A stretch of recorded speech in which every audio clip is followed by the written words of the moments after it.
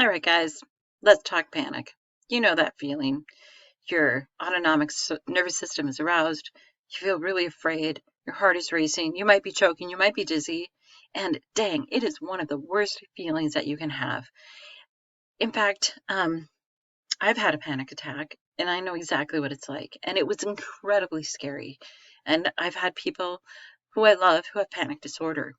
Um, the problem with panic attacks is at first they're unpredictable. You don't know when you're going to have them, and oftentimes the first one comes out of nowhere. You have no idea why you're having a panic attack. Um, and it's that very unpredictable nature of those panic attacks that can lead some people to have what we call anticipatory anxiety. Anticipatory anxiety means that we're constantly worried about having another attack. So maybe we're driving and we're like, oh my gosh, what if I have an attack right here? Like, what am I going to do? And that can lead to panic disorder. Now, I want to make clear that you can have one panic attack, you can have 10, you can have 20, and not have panic disorder. What you need to have in order to have panic disorder is, first of all, recurrent panic attacks and 1 month or more of the following. So remember, it has to be maladaptive, first of all. But this would be persistent concern about additional attacks. You're constantly thinking about it. When am I going to have another one? You worry that you're going crazy, that something's happening to you. I love somebody who has had panic disorder. And I remember that was one of the things that they said was, I feel like I'm going crazy. I feel like I'm going to die. You might have change in behavior related to your attacks. The person that I knew didn't want to drive anymore. They thought that it would be too scary. What if they had a panic attack while they were on the highway? That would be dangerous, and that could hurt somebody else. Eventually, panic disorder can lead to agoraphobia, which is the fear of outdoor places. It's the fear of ever leaving home. And this is tremendously disabling. And of course, it's maladaptive because you can't lead a normal life if you can't leave your home. About 1 to 4% of us will get panic disorder. And I want to encourage you and let you know that this is a treatable disorder. There are behavioral treatments and there are medication treatments that can help with this disorder. If you're having a panic attack or you suspect you have panic disorder, please go to your doctor or go to urgent care. There are things that can be done and things that can be done quickly. Now, I'm not going to talk about phobic disorder, but I would like to say that all of us have a phobia of some kind. You know, I don't mind spiders, but I really hate mice. But you know what? I still go to work, even though I know there are mice in my building. If I couldn't go to work, well, then it might be a problem. It might be a disorder. I want to talk about obsessive compulsive related disorders next. Number 1 was anxiety disorders. Number 2 is obsessive compulsive and related disorders. These disorders are no joke. It's easy to say, oh, he's so OCD or she's so OCD without really having any idea what that's all about. I got to tell you, someone with one of these disorders, they're suffering, they're hurting, they're experiencing a lot of anxiety. I'm going to talk a little bit about the difference between obsessions and compulsions. Obsessions are those repetitive thoughts. Somebody with an obsessive fear of contamination believe that they can get deadly illnesses from just about anything that they go near. It is so fear-inducing for them that they might engage in a compulsion or a repetitive behavior, such as hand washing. So they're so afraid of germs that they wash and wash their hands until their hands bleed. And then they believe that they have washed their hands enough. Some other obsessions are need for symmetry or exactness. Some are very religiously concerned, and in fact, I have known people who have had huge obsessions about whatever they've been doing is sinful and that this is going to damn them eternally. They might be concerned that they're having excessive thoughts about sex and feel really, really bad and anxious about that. For other people, the compulsions, if they don't engage in them, they think that something really terrible is going to happen. These might include rituals like having to put on their pants a certain way or checking to make sure the stove is off for 4 hours before you try to leave your house and go to work.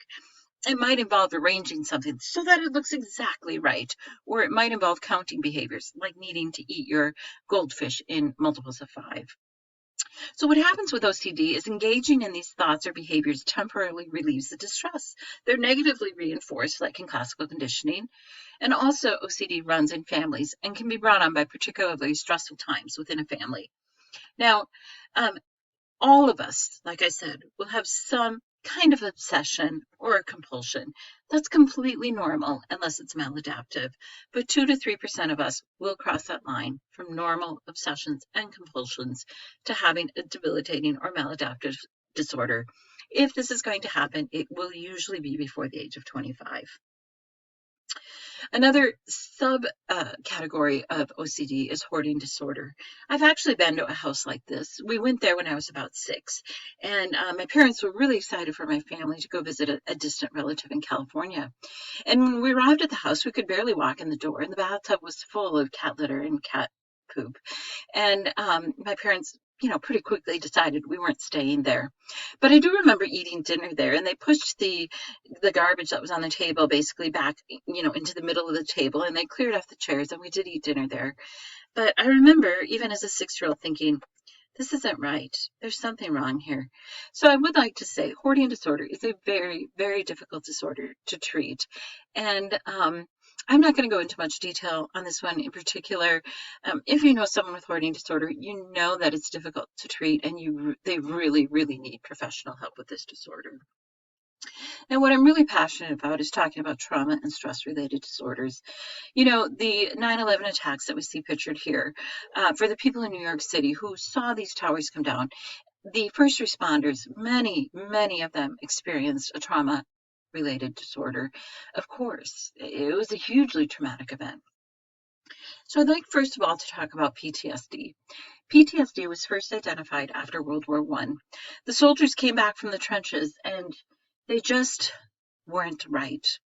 We now know that, especially for combat veterans, and especially for combat veterans in the new generation of the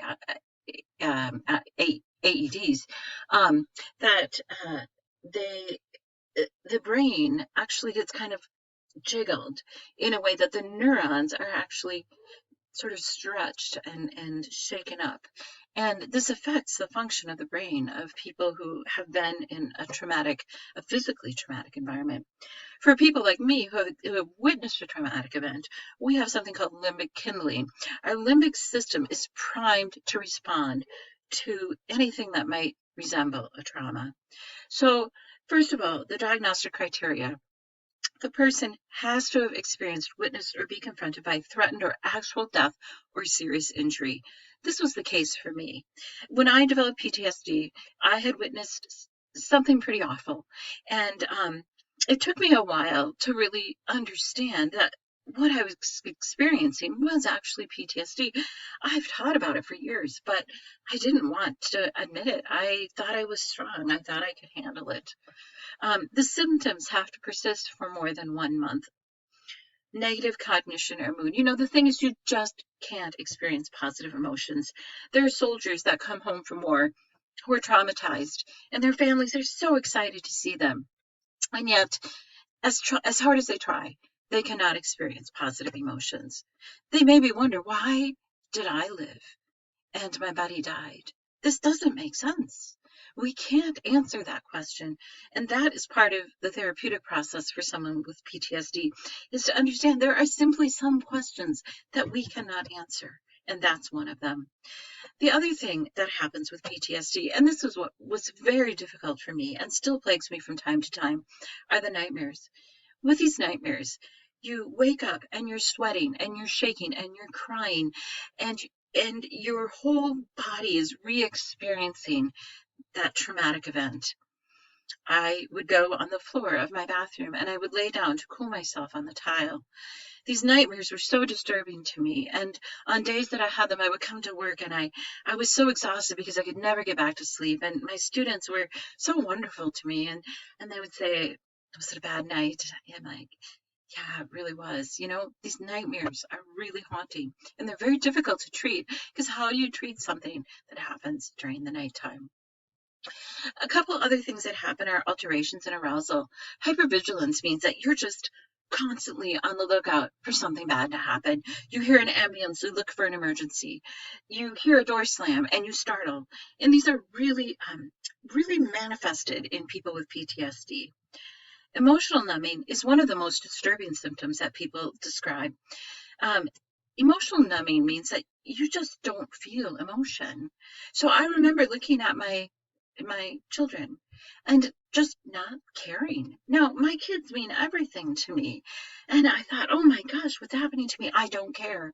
And so I got online and I'm like, what is this? I don't care. I'm not feeling anything. And that's what so many people said. This is the worst thing that I could experience is this emotional numbing. And thankfully for me, that didn't last very long. But it is a really hard symptom to deal with. We have a physical response to internal, external cues. That means if the weather is a certain way that it was the day that I experienced my trauma, this might result in me re-experiencing the event. Or if my physical state is the same, I might re-experience the event. And so this re-experiencing the event is called dissociation. You find yourself thinking and doing something. Maybe you're just reading a book, and then all of a sudden you start thinking about the event. And then if it's really bad, you feel like you're back in the event all over again and you have a flashback. So what I want to say about PTSD is, even for me, I teach about this, but even for me, it took my family saying, Mom, you need help. You need to find help. And so I want to tell you, if you feel like you are suffering from a trauma-related disorder, there is help. You need to find a therapist who specializes in treating PTSD. I went through one and she didn't have any knowledge about PTSD. She even listened to my story and just said, I don't think I can help you. And then I finally found someone who could, and I'm really thankful for that.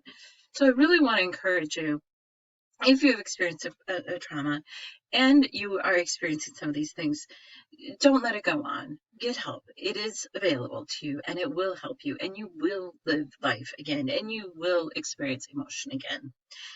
I just want to quickly end with acute stress disorder. These are similar symptoms to PTSD. This is the 35W bridge collapse. And you guys won't remember this, but you can ask your parents who live in the Twin Cities if they remember that day.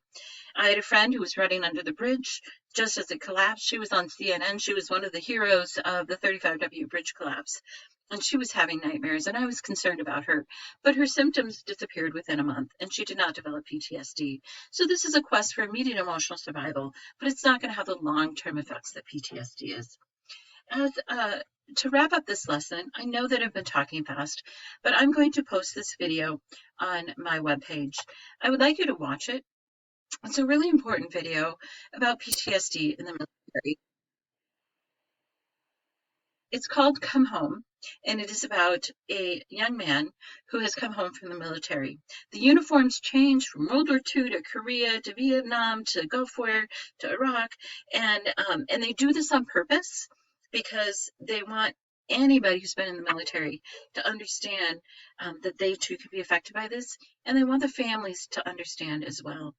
People with PTSD and trauma-related disorders, again, need our compassion. Everyone with a psychological disorder needs our compassion, not our judgment. Should never tell someone, get over it. Sometimes it really takes more than just getting over it. So, as I said, there is help for people with OCD. I've seen people recover 100% from OCD. There is help for people with panic disorder and generalized anxiety disorder and PTSD. And in my next video, I'm going to talk about treatment. But thank you for watching. And, just realize that we all experience stress. We all experience anxiety. And sometimes it becomes maladaptive. And sometimes we need help dealing with it. Thanks for your attention.